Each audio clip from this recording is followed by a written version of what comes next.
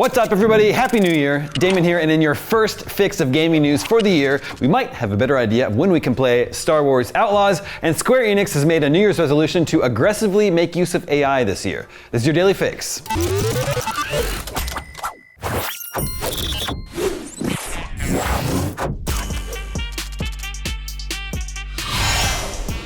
One of my most anticipated games of 2024 is Star Wars Outlaws from Ubisoft, but we might have to wait until we're closer to 2025 to play it. A Disney Parks blog post, of all places, quietly announced a late 2024 release window for Outlaws, which was previously only confirmed to be sometime this year. The post read, Star Wars Outlaws, the open-world Star Wars game, is set to release late this year. The game lets you explore distinct planets across the galaxy, both iconic and new. You can risk it all as Kay Vess, an emerging scoundrel seeking freedom and the means to start a new life along with her companion, Nyx. However, Ubisoft reached out to IGN to say that the late 2024 timing had been updated to a correct release window of just 2024 once again. So when is it? My guess is that Ubisoft still isn't 100% sure when its Galaxy Far Far Away will be ready to play and wants to keep that release window or even a date announcement to itself. But I doubt that Disney, the owner of Star Wars, would just pull the late 2024 window out of thin air. I think it's more likely for that to be true than not. In any case, Star Wars Outlaws looks awesome, and there's not much else we know of coming in late 2024 at this point.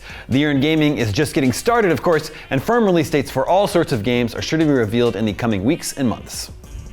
Speaking of Disney properties, Nightmare Forge Games has announced Infestation 88, a new 4-player survival horror co-op game that aims to infuse nostalgia with terror in the vein of Winnie the Pooh, Blood and Honey. This one twists the now in the public domain Steamboat Willie into something much scarier. It's in development for PC. The developers describe it as such. In the year 1988, what was thought to be an outbreak of rodents in various locations morphed into something far more sinister. Sometimes you'll need to fight, sometimes you'll need to run, and sometimes you'll need to hide in a locker. You can set traps and utilize closed-circuit TV cameras to try and stay one step ahead of the infestation, and item layouts are randomized in order to help keep matches fresh. Nightmare Forge promises private and public lobbies, character customization, scaling enemy behavior, and DLSS support. I don't know, seems like the Mickey Mouse-ness of this is kind of shoehorned in to draw interest to what otherwise seems like a pretty low-budget, run-of-the-mill horror game. And anyone else getting sick of this trend of children's character but horror public domain grabs, Lies of P seems like the only one that has worked out.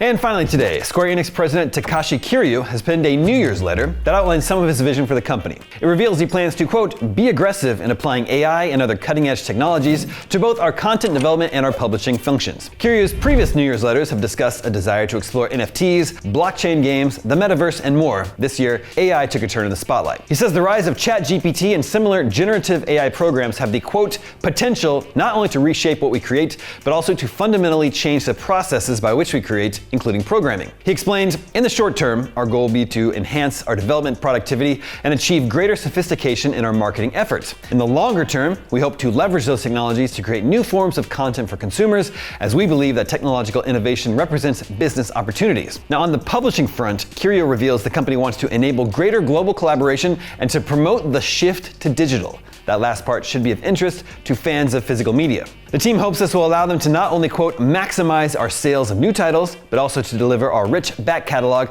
to more customers and in turn to expand the fan base for our group's intellectual properties. As for blockchain, Kiryu added that blockchain entertainment and Web 3.0, AI, and the cloud are 3 of Square Enix's main focus investment fields, and that it is, quote, currently working to modify our organizational structure and optimize our resource allocations to support these efforts. Come on, man, you're still on that blockchain bullshit.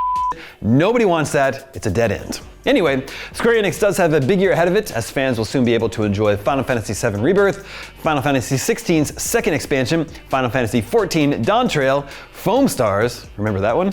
Saga, Emerald Beyond, and Visions of Mana. And while they don't have dates, Dragon Quest III HD 2D Remake, Dragon Quest XII, and Kingdom Hearts 4 are also on the way in 24 and beyond.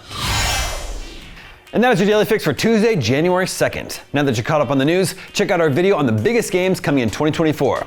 I'm Damon Hadfield, and for all your gaming news, stay tuned to IGN.